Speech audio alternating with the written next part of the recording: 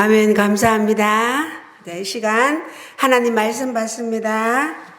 하나님 말씀은 사도행전 2장 1절에서 13절 말씀입니다. 사도행전 2장 1절에서 13절 말씀.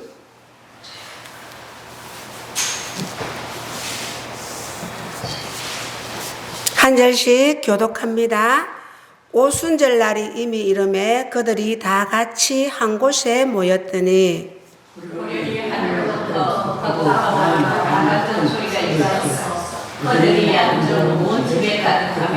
마치 불의 혀처럼 갈라지는 것들이 그들에게 보여 각 사람 위에 하나씩 임하여 있더니 그들이 다 성령의 충만함을 받고 성령이 말하게 하심을 따라 다른 언어들로 말하기를 시작합니다. 그때에 경건한 유대인들이 천하 각국으로부터 와서 예루살렘에 머물러 있더니 이 소리가 나네 큰 무리가 모여 각 가지의 방언으로 제자들이 말하는 것을 듣고 소동하여 다 놀라 신기하게 여겨 이르되 보라 이 말하는 사람들이 다 갈릴리 사람이 아니냐. 우리가 어디 각 사람이나 방언으로 어떻게 한 것이 있느냐. 우리는 바데인과 메데인과 엘람인과 또 메소포다미아 유대와 갑바도기아 본도와 아시아 루디아와 바빌리아 대국과 및 불에 가까운 미디아 여러 지방에 사는 사람들과 로마로부터 온 다분의 유대인과 유대교에 들어온 사람들과 그레데인과 아라비아인들이라 우리가 다 우리의 각 언어로 하나님의 큰 일을 말함을 듣는도다 하고 다 놀라며 당황하여 서로 이르되 이 어찌 일이냐 합독합니다. 또 어떤 이들은 조롱하여 이르되 그들이 셋술에 취하였다 하더라. 아멘. 할렐루야. 네, 오늘도 예배 나온 우리 가천교회 성도님들 주님의 이름으로 축복합니다. 아멘. 네, 너무나도 잘 아는 오늘 사도행전 2장 또 1절에서 13절 말씀 본문을 오늘 하나님께 봉독하였습니다. 자, 오늘은 이제 무슨 날이냐면 무슨 주일이냐면 성령 강림 주일이에요. 성령 강림 주일. 제 옷에도 보면 요 소틀에 보면 요 비둘기가 아래로 요래 향하는 거로 문약을 해놨죠. 성령이 임하는 비둘기가 성령으로 하나님 말씀에 보면 비둘기는 성령으로 이제 상징하는 걸로 기록해 놓았습니다. 우리나라에도 보면 1년 12달 그 달력 속에 여러 절기가 있습니다. 뭐 3일절도 있고 제헌절도 있고 강복절도 있고 개천절 뭐 한글날들 이렇게 있듯이 우리 유대인 우리 그리스도인들에게도 여러 절기가 있습니다. 그냥 달력에 있는 그런 3.1절, 뭐 강복절, 뭐 제헌절 이런 절기는 우리가 그날을 기념하고 또 그날에 했던 또 위인들을 한 번 더 생각하면서 우리가 그렇게 그날을 기억하면서 지나갑니다. 그렇지만 우리는 단순한 우리 그리스도인들의 절기는 유대인의 절기는 단순한 행사나 기념일이 아니에요. 하나님의 구원과 은혜를 기억하게 하는 신앙의 시간이라는 것입니다. 대표적인 절기 오늘 이 말씀 성령 강림 주일과 이 모든 이런 절기에 대해서는 레위기 23장에 다 기록이 되어 있습니다. 그 말씀에 보면 이 날을 기념하여 여호와의 절기를 대대로 지킬지니라 이렇게 하나님께서 레위기 23장에 여러 절기에 대해서 기록해 놓았습니다. 유대 절기 중에도 유월절이 있고 무교절이 있고 초실절이 있고 오순절이 있는데 오늘은 오순절 즉 성령 강림 주일입니다. 오순절이 오늘 오순절에게 성령 강림주일은 우리가 여태까지 예수님께서 이제 십자가에 달려 돌아가시고 3일 만에 부활하셔서 부활주일을 우리가 몇 번 지났었어요? 7번을 지나갔어요. 7번. 7번 지나가는 이 속에 7, 7, 49, 50일째 되는 날에 예수님께서 부활하셔서 40일 동안 이 땅에 계시면서 여러 제자들을 만나시면서 하나님의 나라를 가르쳐 주셨고, 그리고 그들을 만나시면서 위로하시고, 베드로가 배신하고 제자들이 다 배신하고 떠나갔지만 다시 예수님이 갈릴리 바다로 찾아가셔서 제자들을 만나 주시고 위로하시고 먹을 것을 주시면서 또 하늘로 성천하시면서 뭐라고 하셨냐면, 내가 가면 보혜사를 너희에게 보내주겠다. 그게 보혜사가 바로 성령입니다. 성령이 뭐냐면 우리를 위로하는 자, 우리가 부족하고 연약할 때 우리를 돕는 자, 카운셀러입니다. 카운셀. 우리를 항상 우리가 부족하고 또 잘 모를 때 성령님 가르쳐 주세요. 이 말씀이 모르겠습니다. 이러면서 기도하면서 나아가면 그날 또 예배 안 드리면 몰라도 그날 만약에 수요 예배를 드린다. 그러면 생각지도 않게 성령께서 목사님의 입술을 통하여서 전해지는 말씀 속에서 답을 하나님이 말씀해 주십니다.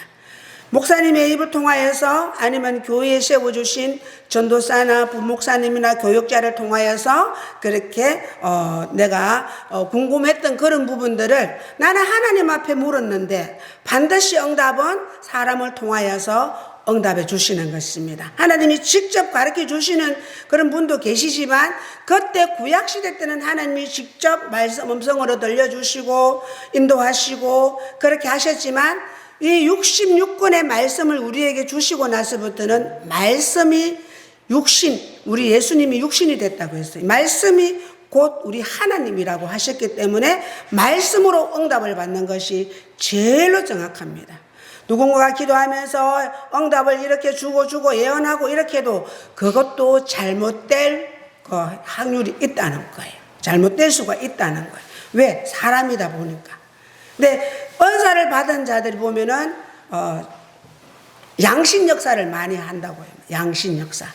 성령의 역사면 다 좋은데, 다 성령의 역사면 좋은데 성령님도 역사하시고 악한 영도 역사할 때가 많다는 거예요. 그래서 말씀을 이렇게 예언하시는 분들이라든지 또 이렇게 거기에 대한 답을 말해주는 자들이 보면 정말 기도를 많이 해서 정말 하나님 성령의 인도하심을 따라 말해야지, 조금이라도 내 감정, 내가 조금 나한테 섭섭하게 하는 사람한테 말을 함부로 이렇게 자기 그대로 한다든지 하면 그것은 정말 치명적인 거예요. 그 사람이 말했던 사람이 책임을 져야 되기 때문에.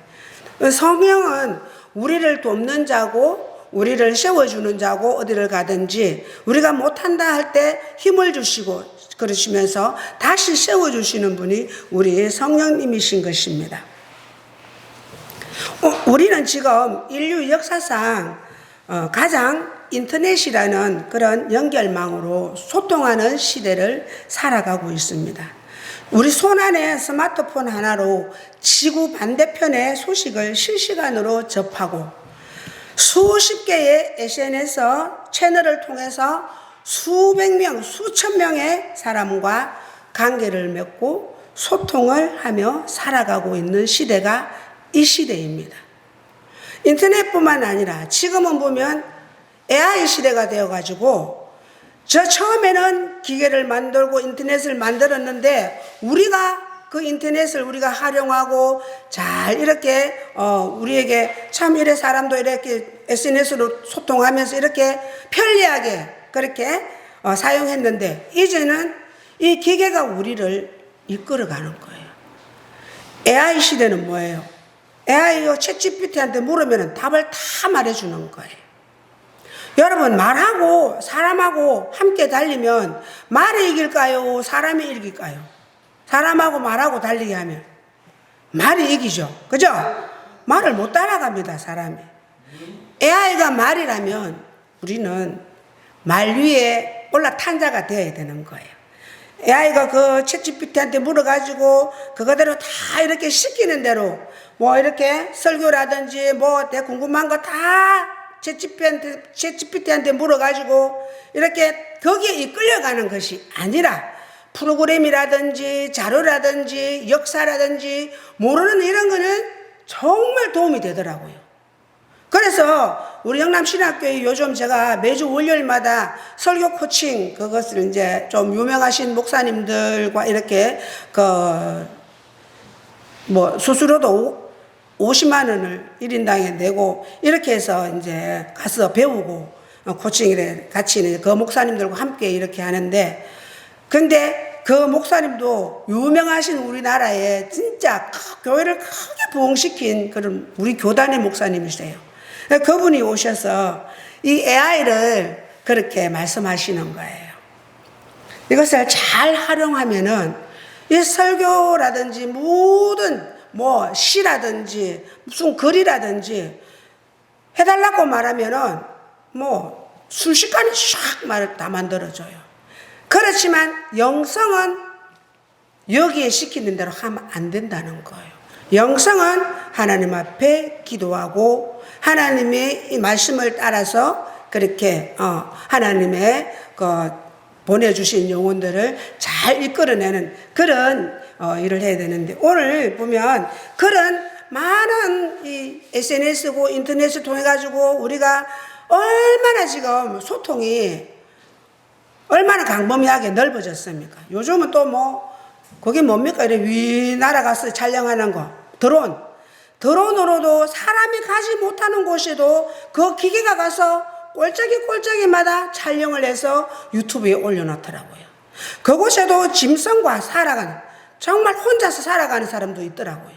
그 짐승들을 다 거두면서, 그리고 그 짐승들을 다 먹이고 자기가 결혼도 하지 않고 여자가 저걸 어떻게 촬영했을까?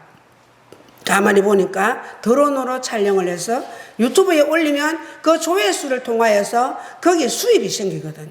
그렇게 해서라도 또 돈을 많이 버는 사람도 있어요. 그런데 우리 지금 이 시대는 너무나도 화려하고 광범위하고 풍부하고 이런 시대에 살고 있지만 정작 많은 사람들이 고립감과 외로움에 살고 있다는 것입니다. 외로움. 한 집에 한 가족이 살고 있어도 소통이 안 되는 가정이 많아요. 대화 없는 가족. 그죠? 남편과 아내 사이에, 자녀와 부모 사이에, 그리고 우리 한 교회에 있지만 우리 한 교회 안에서도 이 대화가 안 되는, 소통이 안 되는 그런 사람들이 많이 살아가고 있다는 것입니다. 온 인류가 하나의 언어를 사용하던 시절이 있었습니다. 그때가 언제냐면 구약성경 보면 구약성경 창세기 11장 1절에서 9절 말씀에 보면 바벨탑, 그러니까 창세기에 하나님이 사람을 만드시고 에덴 동산을 창설하시고 또 선악과 나무 열매를 심어 놓으시고 그것을 따먹지 말라 했는데 그것을 따먹음으로 해서 죄가 들어와서 에덴 동산에서 그만 추방됩니다. 하나님으로부터 쫓겨납니다. 하나님은 제일 싫어하는 게 뭐냐면 죄입니다. 죄. 그런데 사람은 죄와 더불어 살기를 원해요. 남을 살짝 속이고 살짝 욕심을 부리면서 내가 주인이 되어서 내 마음대로 내 고집대로 살아가기를 원하는 사람들이 많다는 것입니다. 우리 사람의 본성이라는 것입니다. 언어는 말이잖아요. 언어는 인간만이 가질 수 있는 그런 속성입니다. 그렇게 아담과 하와가 범죄하여서 에덴 동산에서 추방되어서 어디로 가냐면 동쪽으로 떠나갔다는 거예요. 많은 사람들이. 동쪽으로 떠나갔다는 것은 오늘 이 시대로 말하자면 교회에 나오지만 마음이 세상으로 가는 사람이 있다는 거예요. 세상 사람들은 아예 세상으로 발걸음까지 가지만은, 그러나 몸은 여기에 있는데 마음은 하나님과의 멀어지면서 세상으로 향해가는 사람들이 그때 당시에 동쪽으로 이동을 했는 것과 같다는 것입니다. 동쪽으로 이동을 했다는 것은 적 하나님을 떠났다는 것입니다. 온 인류가 하나의 언어를 사용했던 바벨탑을 쌓았던 곳, 하나님을 멀리 피하려다가 만난 땅이 시날 평지 땅입니다. 시날 평지 땅. 그곳에서 진흙을 발견하고 그리고 그것을 역청을 칠하면서 벽돌을 만들어서 구워서 막 이렇게 탑을 쌓는 거예요. 바벨탑. 사람들이 우리 하나님 없이도 살 수 있어. 동쪽으로 떠나와서 보니까 좋은 흙도 많네. 이거 구워 보니까 이거 튼튼하게 우리가 집을 지어서 살아갈 수도 있네. 우리끼리 한번 살아보자. 똘똘 자기들이 뭉쳤습니다. 하나님 없이도 살 수 있다. 우리끼리 살아보자. 그러면서 바벨론 문화를 만들어 갔던 것입니다. 함께 벽돌을 만들어 굽고 거대한 탑을 쌓기 시작하면서 그들의 목표는 명확했습니다. 여러분, 사람은 하나님을 피해서 살 수 있을까요? 살 수 있을 것 같지요? 못 살아요. 상천하지에 여호와의 눈이 안에 계신 곳이 없다고 말씀하십니다. 하늘 끝에도 계시고 바다 끝에도 계시는 분이 우리 하나님이십니다. 여러분, 요나 아시죠? 요나서에 보면 요나 알잖아요. 요나 하면 뭐가 생각나요? 그 물고기. 요나가 하나님의 니느웨로 가라고 거기에 많은 영혼이 죽어가니까 그곳에 가서 복음을 전해라고 가라고 했는데 니느웨 사람들은 자기들하고 원수지간 사람들인 거예요. 그냥 죽도록 놔두면 되지. 하나님 왜 저보고 가라고 하시면 나 가기 싫어요. 그렇게 딱 말하고 뱃머리에 딱 섰는데 배가 마침 다시스로 가는 배가 탁 있는 거예요. 아따, 하나님이 나에게 응답을 주셨네. 여러분, 응답이 바로 이렇게 눈앞에 딱 와도 이게 하나님이 주신 응답인지 잘 분별해 봐야 됩니다. 요나는 그게 잘겠네. 요거 타고 난 니느웨를 안 가도 되겠다 타고 가잖아요. 그리고 가다 보니까 강풍을 만나잖아요. 이 배가. 여러분, 집안에 정말 하나님이 세우시려고 쓰시려고 하는 자가요, 믿음으로 바로 안 살면은요, 나만 힘든 게 아니고 내 가족도 내 친지들도 그 주위에도 있잖아요. 여파가 많이 미칩니다.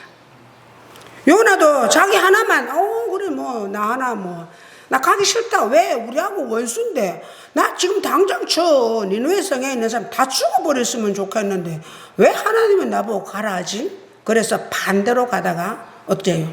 하나님이 강풍을 일으킵니다. 막 파도가 막 일어나고 이러니까 많은 배에 있는 사람들이 막 이게 왜 이러냐 막 이래서 보니까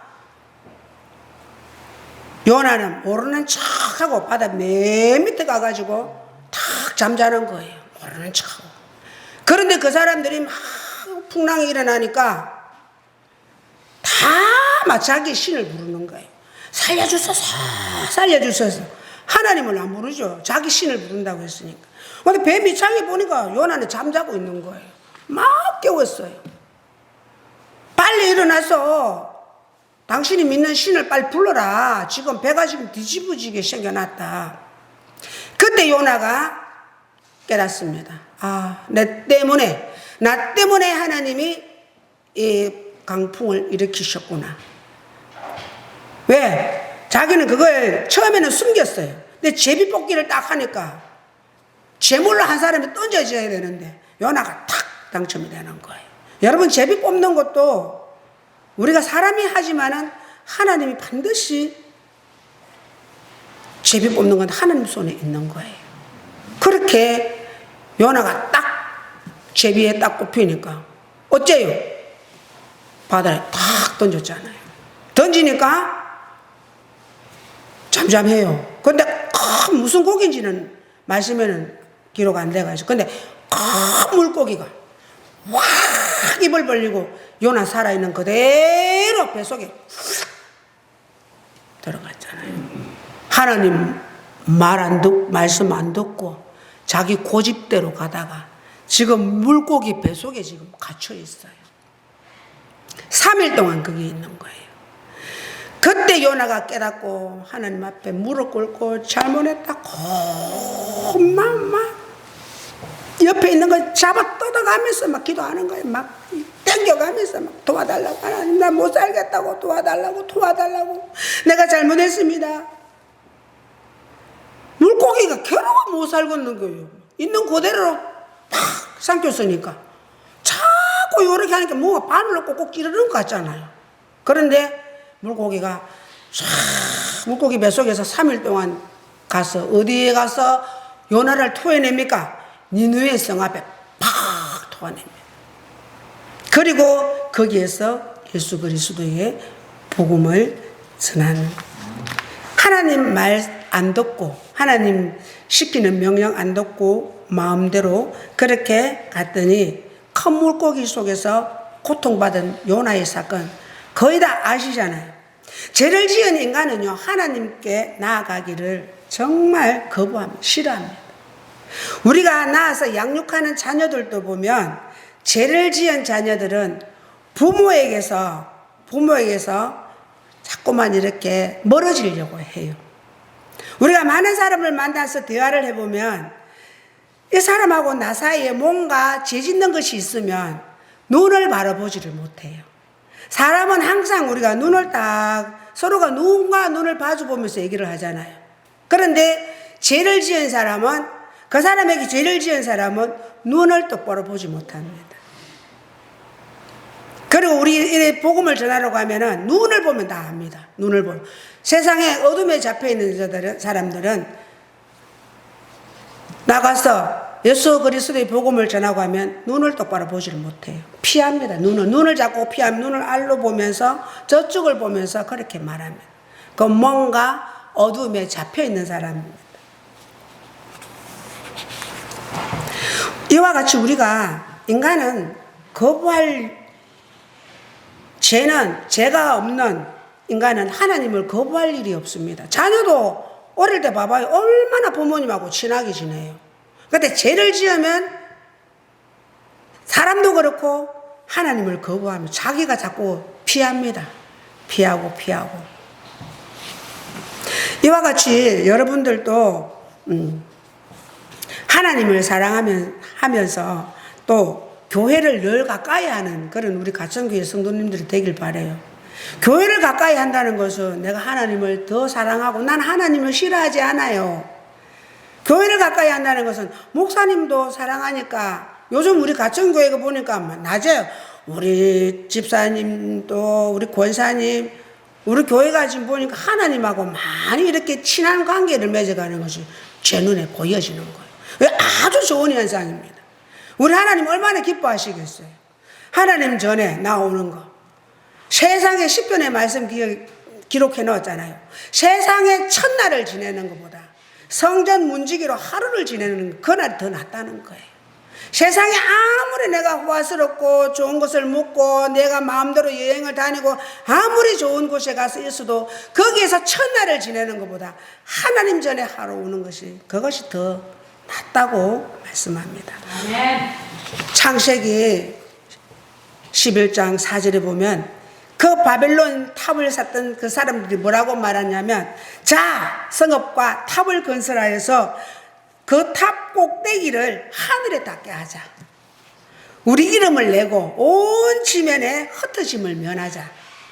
이것이 바로 바벨의 언어입니다. 그 많은 사람들이 탑을 쌓아서 하나님을 만나려고 갖는 것이 아니라 하나님 대면에서 대적하려고 올라가는 거예요. 하나님 없이도 우리 하나님께 올라갈 수 있다. 우리 힘으로 올라갈 수 있다. 그렇게 그 바벨 탑을 샀던 사람들이 한 계단 한 계단 한 계단 탑을 쌓아 올라갈 때 하나님이 시끄러운 소리가 들립니다. 막 이렇게 말하는 소리가 들리는 거예요. 자, 성읍과 탑을 건설하여 그 탑 꼭대기를 하늘에 닿게 하여 우리 이름을 내고, 하나님의 이름을 내는 것이 아니라 우리 이름을 내고 온 주변의 흩어짐을 면하자는, 우리 하나님 반드시 흩어져서 복음을 전하라고 했는데 우리는 흩어지지 말고 똘똘 뭉쳐서 우리끼리 살아가자. 이것이 바로 바벨의 언어입니다. 하늘에까지 가기 위하여 하나님을 만나려는 것이 아니라 하나님에게 반항하기 위해서 하나님과 대결하기 위하여 그렇게 바벨탑을 쌓아 올라갈 때 하나님이 막 밑에 땅 안에서 시끄러운 소리가 들려오는 거예요. 이게 왜 이렇게 시끄러운 소리가 들리노? 조용히 내려와서 들어보니까 창세기 11장 4절 말씀 그대로 성읍과 탑을 건설하여 막 하나님 앞에 막 그렇게 우리 힘으로 우리 이름을 내자고 이런 소리가 들려오는 거예요. 그때 하나님께서 저들은 하나님이 없었으면 좋겠다, 우리 마음대로 좀 살고로 놔두지, 그런 인본주의적인 그런 사람들이 막 바벨탑을 쌓아가서 하나님과 같이 되고자 하는 그 교만한 마음. 여러분, 자녀들이 부모에게 대들 때 이기내겠습니까? 못 이기내겠지요. 그런데 그 자녀들이 대드는 것도요, 그거 정말 자기 마음대로 좀 살고 싶어 사는 거예요. 부모님이 자녀들한테 공부해라, 이렇게 해라, 요렇게 해라, 밥도 요렇게 따실 때 먹어라, 이런 모든 말 하는 것들이, 자녀들이 조금 삐딱선을 타는 자녀들은 부모가, 엄마가 나한테 잔소리 한다는 거예요. 내 알아서 내 먹고 싶은 거 먹고는 놔두지, 왜 자꾸 엄마는, 아버지는 왜 내 하는 것마다 이래라 저래라야. 우리 하나님도, 우리 인간들이 보면 하나님 앞에 그런 마음으로 살아가는 자가 많다는 것입니다. 왜? 하나님은 죄를 너무 싫어하시기 때문에 거룩하게 살아라, 깨끗하게 살아라, 정결하게 살아라, 주일날 하나님 앞에 예배로 하나님께 영광을 올려다오, 뭐 이런. 그러니까 사람들은 주일날 죽으면 뭐 이렇게 날씨 좋은데 교회 가서 머리 숙여야 되고, 하나님 앞에 기도하려고 하면 머리 숙여야 되고, 자기들 마음대로 속에 내오른 대로 골프 치러 다니고 싶고, 놀러 가고 싶고, 여행 다니고 싶고, 이게 자기들의 마음, 이게 바로 바벨탑을 쌓는 것과 같다는 것입니다. 바벨탑의 언어를 사용하는 것입니다. 그래서 하나님이 내려오셔서 조용히 이렇게 보니까 이 무리가 한 족속이고 한 언어로 바벨탑을 넓게 크게 쌓아 올라가지만 이쪽에서 오는 사람, 이쪽에서 오는 사람, 동쪽에서 남쪽에서 많은 사람들이 그 탑을 쌓고 올라가는데 한 언어로 사용하면서 여기서도 야 무슨 말하면 다 알아듣는 거예요. 그러면서 탑을 쌓아 올라가니까 하나님, 그래 니들이 참 교만하구나, 내가 너희들을 어떻게 광야에서 인도해내었는데, 그러시면서 하나님이 바벨탑을 쫙 무너뜨립니다. 그리고 언어를 말을 혼잡하게 만들어버립니다. 그래서 우리 지금은 세계 각국의 언어가 다 똑같아요, 틀려요? 틀리잖아요. 미국에는 영어를 쓰고 독일에는 독일어를 쓰고. 그러면 우리가 미국 가려면 뭘 배워야 돼? 영어를 배워야 돼요. 얼마 전에도 외국인들이 둘이 왔던데 그들도 보면 우리나라 말이 융통하지가 않아요. 한마디씩 한마디씩 하면 우리가 또 알아듣고 유창하게 못하잖아요. 그들은 한국어를 배우려고 한국에 왔다는 거예요. 우리도 독일어를 배우려면 독일을 가야 되고. 그러면서 그때 하나님께서 그들의 교만함을 보고 언어를 혼잡하게 만들어 버렸던 것입니다. 그리고 교만의 탑을 완전히 무너뜨렸습니다. 바벨의 비극은 단순히 언어가 달라진 사건이 아닙니다. 그것은 자랑이라는 바이러스에 감염된 언어가 어떻게 소통을 파괴하고 공동체를 분열시키는지를 보여주는 원형적인 이야기입니다. 오늘 본문 사도행전 2장 1절에서 13절 말씀이 모든 것을 뒤엎는 하나의 사건이 예루살렘의 한 작은 다락방에서 시작되었습니다. 바벨론 탑을 쌓는 그 벽돌 소리가 아닌 하늘로부터 소리가 들려옵니다. 모든 신령한 것은 하나님으로부터, 하늘로부터 옵니다. 하늘의 소리, 성령의 언어, 오순절날 제자들이 모인 곳에 갑자기 오늘 2절에 보니까 호련히 하늘로부터 급하고 강한 바람 같은 소리가 있어 그들이 앉은 온 집에 가득하며 불의 혀 같은 것이 각 사람 위에 임하여 있듯이 이것은 바벨론에서는 파괴의 소리를 했잖아요.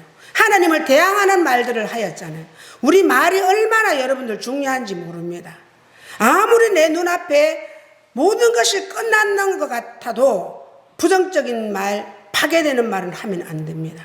세상적인 말, 그런 함부로 나오는 그런 말들을 사용하면 하나님께서는 역사를 하시지 않는 거예요. 내 말대로 되니까.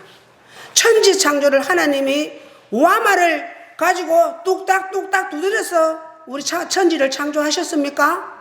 포크레인을 동원했습니까? 망치를 가져왔습니까? 아닙니다. 말씀으로 빛이 있어라! 빛이 생겨났습니다.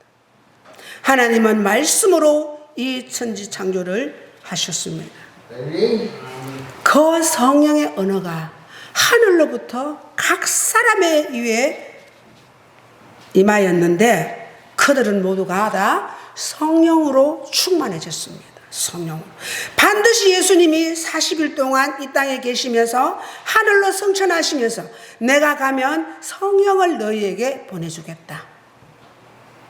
그런데 제자들은 그걸 몰랐어요. 예수님이 살아계실 때는 예수님이 항상 그곳에 가셔야만이 병든 자를 치유하셨고 문제가 해결되었습니다. 죽은 나사로도 나흘이나 되도록 예수님이 오시지 않았을 때는 죽은 나사로는 그대로 썩는 냄새가 날 정도로 죽어 있었습니다. 그런데 예수님이 반드시 그 현장에 가셔야만이 죽은 나사로에게 명했을 때에 나사로가 살아났습니다. 그러나 예수님께서는 제자들은 로마 병정들로 인하여 로마에는 얼마나 황제를 신으로 섬기기 때문에 하나님을 믿는 그러한 백성들을 얼마나 힘들게 하겠습니까? 잡아가두고 때리고 가두고. 그래서 그때 우리 그 그리스도인들이 어디에 가서 기도를 했냐면은 카타콤이라 하는 무덤 속에 들어가서 기도를 했습니다. 거기에 무슨 힘으로 갔겠습니까? 성령의 힘입니다. 우리 힘으로 못합니다. 시체가 그때는 사람이 죽으면 동굴 안에 던져넣습니다. 그러면 사람들이 로마 병정들이 설마 사람들 시체 넣어놓는 곳에 들어오겠나? 그 속에까지 가서 하나님 앞에 기도하는 거예요. 지금 북녘 땅에도 여러분들 정말 하나님 앞에 지하에서 부르짖고 기도하는 자들이 있습니다. 우리 초대교회 때도 그랬고요. 그렇게 기도하는 그것이 성령의 힘이 아니고서는 할 수가 없는 거예요. 우리가 이 땅에 살아갈 때 우리 힘으로 살아가려고 하면 지칩니다. 그리고 좌절이 옵니다. 그런데 성령의 도우심을 청하고 성령의 인도하심과 성령의 인도하심을 따라 나아가면 새로운 힘이 내 속에서 공급되어지는 것입니다.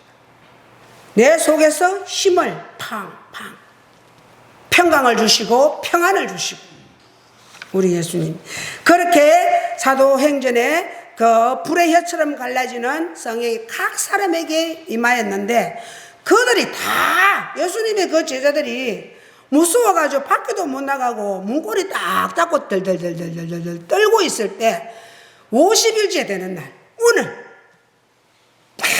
호련히 하늘로부터 불의 혀 같은 거 쫙 내려오시면서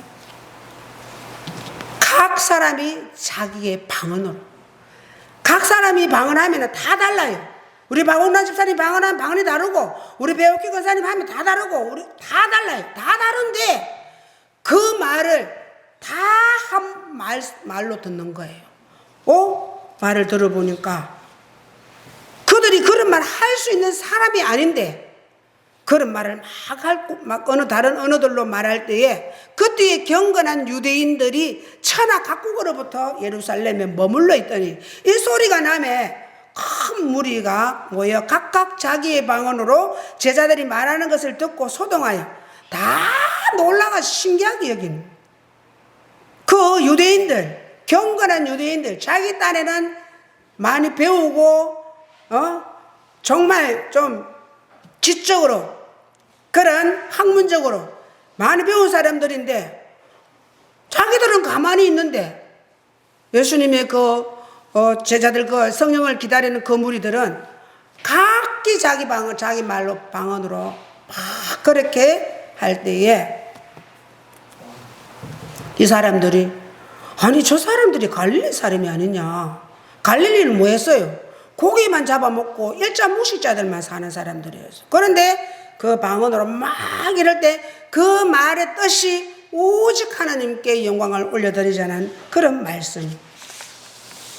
하나님이 주시는 그 언어, 하나님이 하늘로부터 내려오는 그 언어는 바벨론 탑을 지으면서 파괴적인 언어를 썼던 것이 완전히 대반전이 되어서 성령, 하나님이 주시는 성령의 언어로 바뀌어졌던 것입니다.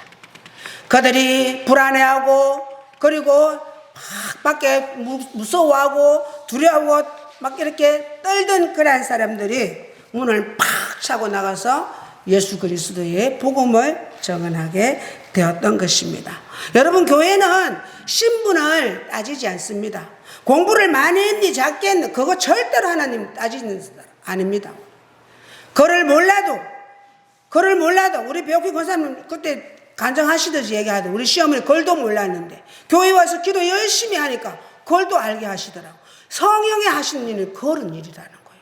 나는 모르지만 하나님 앞에 내가 그만큼 신뢰하면서 나아갈 때 하나님은 하늘의 신령한 언어로 우리를 만지시고 고치시고 그리고 하나님의 사람으로서 나아갈 때에 많은 사람을 세우는 일들을 하면서 살아간다는 것입니다. 그래서 우리는 성령을 받고 나면은 미움의 언어를 용서의 언어로, 경쟁의 언어를 섬김의 언어로, 우리는 절망의 언어를 소망의 언어로 성령님이 함께 하시면 이러한 언어를 사용하게 된다는 것입니다. 바벨론 탑을 샀던 그러한 파괴적인 언어를 사용했던 그때 자기들이 높아지려고 했던 그때의 그 언어는 하나님이 다 허물어 버렸습니다. 그러나 오순절날 성령으로부터 이렇게 임하였던 그 성령을 통하여서 하늘로부터 받은 언어는 많은 사람을 옳은 대로 인도하며 하나님의 일을 나타내며 하나님의 일을 하면서 세워나갔던 것입니다. 그래서 우리 같은 교회 성도님들도 생명의 언어로, 성령의 언어로 치유하고 생명의 언어로 사람을 살리고 사명으로 성령의 능력으로 살아내는 우리 같은 교회 성도님들이 다 되시기를 주님의 이름으로 축원합니다.